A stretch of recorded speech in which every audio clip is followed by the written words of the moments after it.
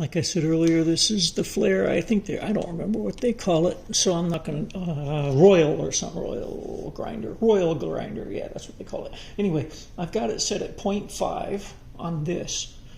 That's going to be different for everybody's flair because they'll have different burrs, and come on.